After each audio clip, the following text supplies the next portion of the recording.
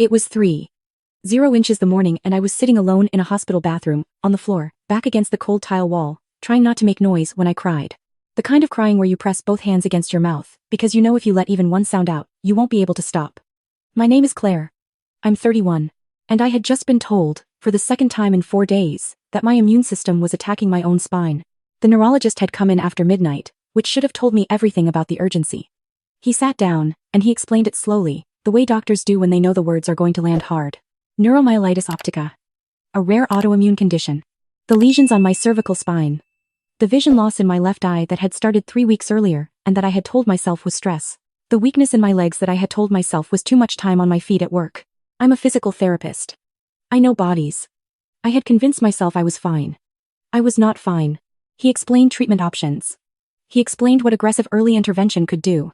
He also explained, with the careful, measured tone of someone who has delivered this speech before, what happened when cases like mine were left untreated or undertreated. I asked him what my life would look like in 10 years if things went well. He said he was optimistic. I asked him what it would look like if things went badly. He paused before he answered. So there I was on the bathroom floor at 3:00 a.m. And all I wanted, the only thing in the world I wanted, was my family. Not a phone call.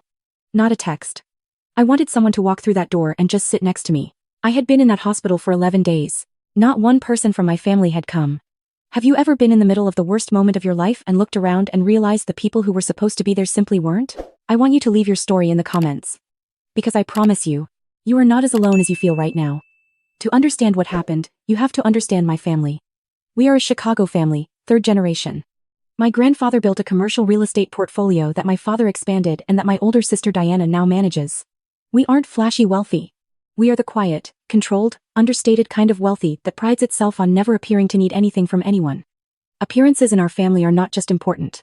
They are the operating system. Everything runs on them. Diana is 6 years older than me. She is precise and polished in a way that looks effortless but is, I know from watching her my entire life, an enormous amount of daily work.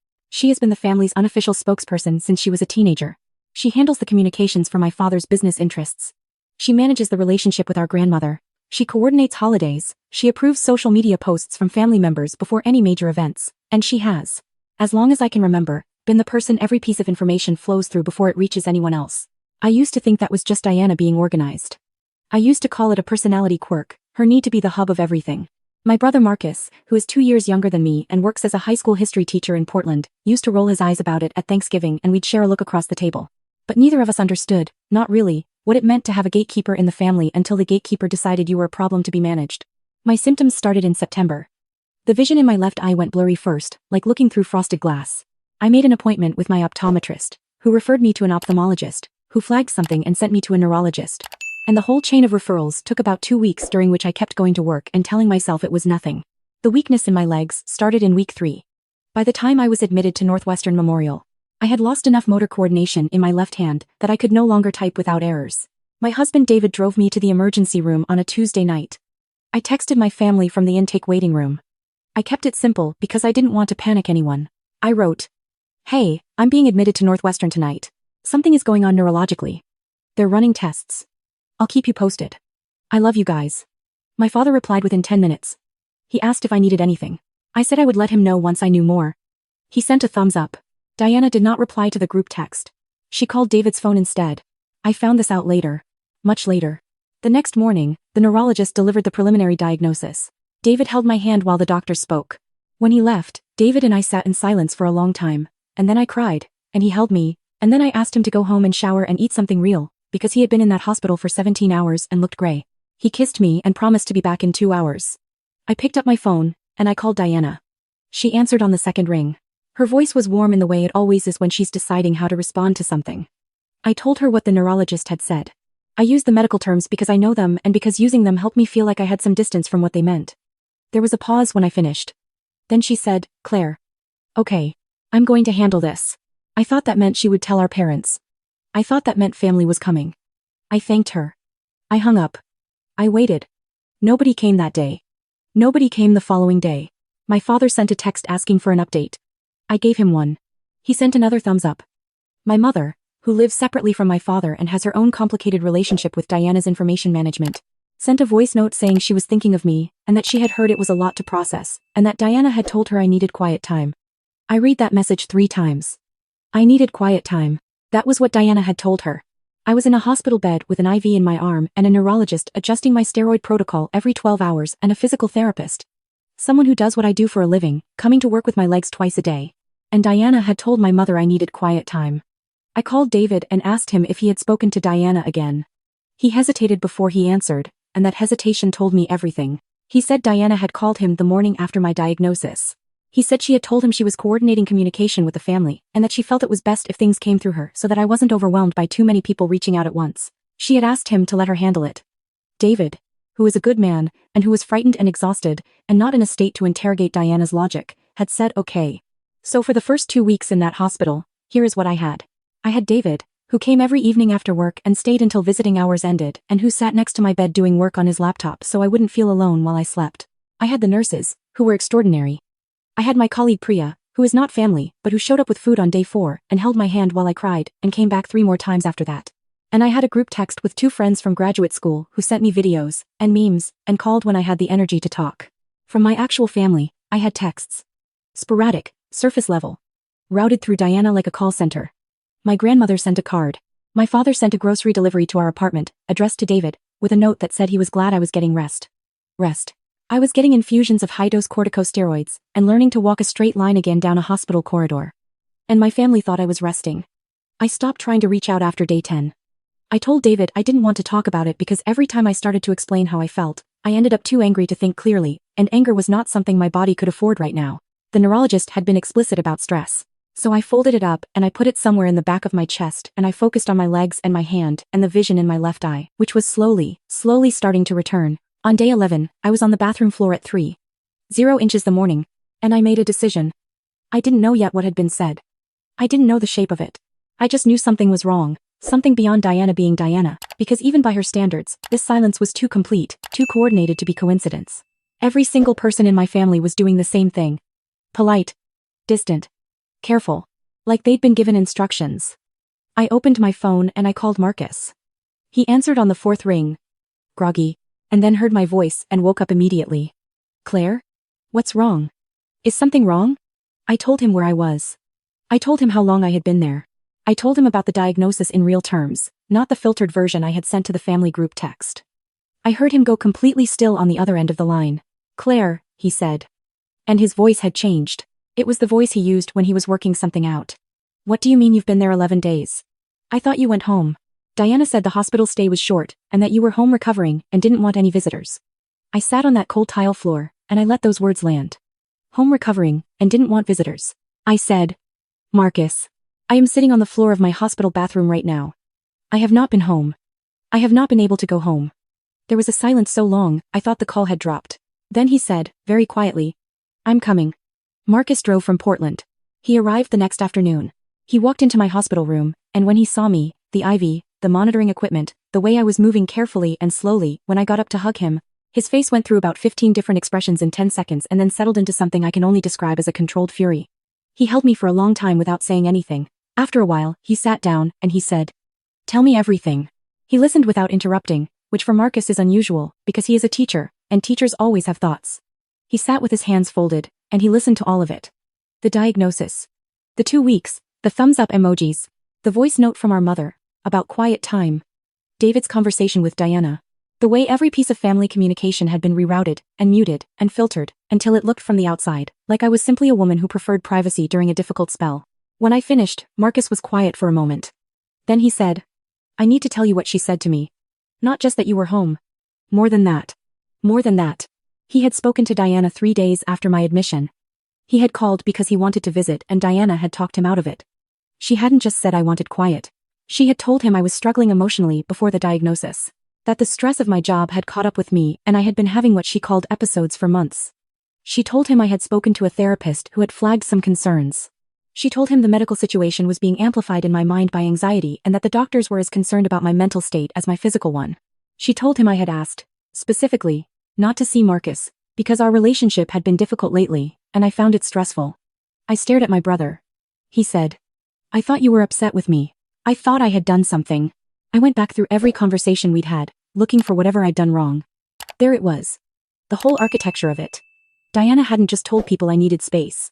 She had built individual, personalized reasons for each person to stay away. Reasons that were designed to make each person feel that their absence was actually what I wanted, what I needed, what was best for me. And because everyone in our family runs their information through Diana, nobody had compared notes. She had done to me exactly what I would later learn has a name and a pattern. She had identified a crisis, a genuine, frightening medical crisis, and she had made it into a narrative she could control. Because here is the thing about Diana, the thing I had never fully let myself see until I was lying in that hospital bed, my illness was not just a personal tragedy. To Diana, it was a liability. I was the sister who had chosen a salary over a portfolio. I was the one who had married quietly, no announcement in the Tribune, no reception at the club. I was the one who had always been, in family shorthand, the practical one. Which meant unremarkable, which meant easy to sideline. An autoimmune disease, requiring long-term management and visible physical limitations, was not compatible with the family image Diana curated. It raised questions. It required accommodations. It made things untidy. And Diana's entire identity is built on keeping things tidy. I also understood, sitting in that room with Marcus, that Diana had another reason. Our grandmother, who was 84, and still mentally very sharp, had been discussing for 2 years how to structure the family trust before she became incapacitated. Diana was managing that conversation. A sister with a serious chronic illness, who might need financial support, who might not be able to manage her share of the portfolio, was a complication Diana did not want introduced into those discussions right now. My suffering was not a tragedy to her. It was a scheduling conflict. We set up the call 2 days later. Marcus arranged it. He told each family member there was a family meeting regarding my health and that attendance was expected. He did not tell Diana what form the meeting would take. He used the word expected, not requested, and with our family those words mean different things. David set up the laptop on the adjustable table next to my bed. I was sitting up. I had done my PT that morning. My left hand was stronger than it had been a week ago. I had washed my hair and I was wearing my own clothes instead of a hospital gown, because I had decided, deliberately, that I was not going to be a patient in this conversation. I was going to be myself. Marcus hit the call. They came on one by one, my father, who looked confused and slightly alarmed. My mother on her own screen from her condo, wearing her reading glasses still. My grandmother, whose face I had not seen in a month, who looked immediately and searingly sad when she saw me, in a way that told me whatever Diana had told her. She knew something wasn't right. And then, Diana, from what looked like her home office, her background a deliberate shade of greige, her expression already arranged into something that read as concerned, but was actually watchful. Nobody spoke for a moment. Then I said, I want to show you something first. I asked David to bring the camera to the window in my room. It was a gray November afternoon outside, and the hospital floor was visible below, and it was unquestionably, unmistakably a hospital. I panned back to myself, the IV port still taped to the inside of my left arm. The call button clipped to the bed rail behind me. I have been here for 13 days, I said. I was admitted through the emergency room. I have a serious, lifelong autoimmune condition that attacked my spinal cord and the optic nerve of my left eye. I could not walk a straight line for the first week. I am telling you this directly, because for 13 days, you have been told something different. My father said. Diana said you were home. Diana said. From her square on the screen. Her voice already moving into management mode. Claire. You are clearly still processing a lot. And this kind of confrontational approach is exactly. I said her name once. Just her name. And something in my voice stopped her. I said. You told Marcus I had episodes. You told him I didn't want to see him. You told Mom I needed quiet time. You told Dad's assistant I was in recovery and not to send anything to the hospital. You told Grandma, and here I paused and looked at my grandmother directly. You told Grandma. What exactly? I'd like to hear it. My grandmother took off her glasses and set them on the table in front of her. She said, in the precise and unsparing voice of an 8-4-year-old woman who has run a household and a marriage and a family for 6 decades and does not have time left for nonsense. She told me you had become very fragile, that the doctors were worried about your state of mind, that you had asked for privacy while you stabilized. She looked at the IV port on my arm. She looked at my hospital bed. She said, I should have called you myself. I am sorry, Claire. I am so sorry. My father put his head in his hands. My mother made a sound I had not heard from her since I was a child. A small, broken sound. Diana said, I was protecting this family. Her voice was no longer warm. It was the operational voice, the one she uses when she is recalculating. Someone needed to manage this so that Dad could focus on the meridian closing, and Grandma didn't have unnecessary stress, and Marcus didn't blow everything out of proportion the way he always does. Manage this, I said. You managed my hospitalization. Someone had to, she said. And her composure was cracking now, not into guilt but into something more like indignation, the anger of someone who genuinely believes they were doing the correct thing and is frustrated that no one can see it. You have no idea what it took to keep everyone calm. You have no idea what this does to the family's situation with the trust. You want to be sick, Claire, fine, but the rest of us have to live with the consequences of that. The screen went completely silent. I saw my grandmother close her eyes. I saw my father lift his head slowly, and turn to look at Diana's square on the screen, with an expression I had never seen on his face before. Not anger. Not disappointment. Something that looked more like recognition. Like the pieces of something he had been trying to understand for a long time had just aligned. I said, I want to be sick. I repeated it back to her so everyone could hear exactly what she had said. Diana. I have lesions on my spinal cord. I didn't choose this to inconvenience you. I looked directly into the camera. I said, I'm not angry at Dad or Mom or Grandma or Marcus. You were all given information designed to keep you away from me, and it worked because you trusted the source. I understand that. What I need you to understand is that I spent 13 days in this hospital believing my family didn't care whether I lived or struggled or disappeared. That is not nothing. That is something I am going to carry. I reached over, and I ended the call. David came and sat next to me on the bed. He didn't say anything. He just put his arm around me, and I leaned into him, and I let myself shake for a few minutes. The next morning, my parents came. Not together, because they haven't been together in 11 years, but within an hour of each other, which in our family is the closest thing to coordination they voluntarily manage. My father arrived first. He was wearing a coat over jeans, which for my father is the equivalent of showing up disheveled. He had clearly not planned the outfit. He had just driven. He stood in the doorway of my room for a moment. He looked at me. He looked at the room. He looked at the whiteboard on the wall where the nurses write the date and the treatment plan and my attending physician's name. He said, I am so sorry, Claire. He said it without preamble, without context, without the verbal scaffolding our family usually builds around apologies to make them look like explanations. Just those words. I nodded. I said, I know, Dad. He sat in the chair by the bed and he didn't try to fix anything. He just sat there. After a while, he said, tell me what you need. Not what the doctors need. Not what David needs. What do you need? It was the first time in my adult life I could remember him asking me that. My mother came an hour later and cried for 20 minutes and I ended up comforting her. Which is very on brand for our relationship and which, under the circumstances, was both exhausting and oddly normal enough to be a relief. She brought me a cashmere blanket and a tin of the almond cookies I have loved since I was 7 years old and she held my hand while I ate 3 of them and we didn't talk about Diana at all. I was discharged on day 15. Marcus drove me and David home because David's hands were shaking with relief and neither of us wanted him behind the wheel. Priya had put flowers in our apartment and stocked the refrigerator. My grandmother called that evening and talked to me for 40 minutes about what she called the necessary reassessment of trust structures, by which she meant both the legal document and the family dynamic. And by the end of the call, I understood that Diana's role in coordinating family communication was over. Diana sent me a text 3 weeks after I came home. It said, I think when you've had some time to reflect, you'll understand that I was acting in everyone's best interests. Some decisions have to be made quickly, and not everyone can handle every piece of information. I hope you're feeling better. I put the phone down, and I thought about that text for a long time. About the precision of it. The complete absence of apology. The reframing of what she had done as crisis management. The implication that I was the one who needed time and reflection rather than she. I thought about the night on the bathroom floor. About the counting of the days. About calling Marcus at 3:00 the morning because it had finally become impossible to pretend that the silence was normal. I wrote back one sentence. I said, I hope you figure out that protecting an image and protecting a person are not the same thing. I didn't hear from her after that. Not for a long time. What I did have, in those months of recovery and infusion appointments, and the slow, non-linear process of building back the physical function I had lost, was something I hadn't expected to find. I had Marcus, who drove down from Portland twice a month without being asked, and sat with me, during the long infusion sessions, and argued with me about history, documentaries, and never once treated me, like I was fragile. I had Priya, who covered my caseload at work while I was out, and checked in with voice memos that were always exactly the right length. I had my father, who called every Sunday now, not to deliver information or ask about logistics, but just to talk, and who was, at 63 and for perhaps the first time in his adult life, learning the difference between management and presence. I had David, always David. And I had my grandmother, who had decided at 84 that she was done arranging her love into careful, managed allocations and who sent me cards for no reason, actual paper cards, with her handwriting and nothing on them except things she wanted me to know. 6 months after my discharge, we had a dinner at my grandmother's house.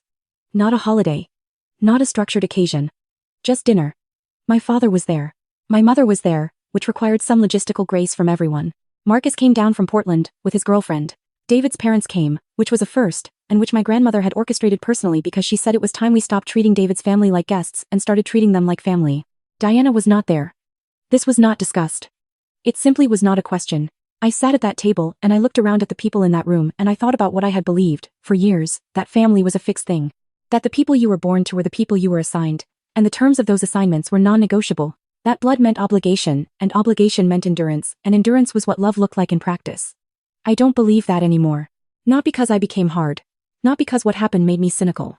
But because I sat on a hospital floor, and I called the one person who came, and I watched my father show up in jeans without a plan, and I felt my grandmother hold my hand while we talked about trust in both senses of the word. And I understood something I should have understood earlier. Family is not who shares your last name.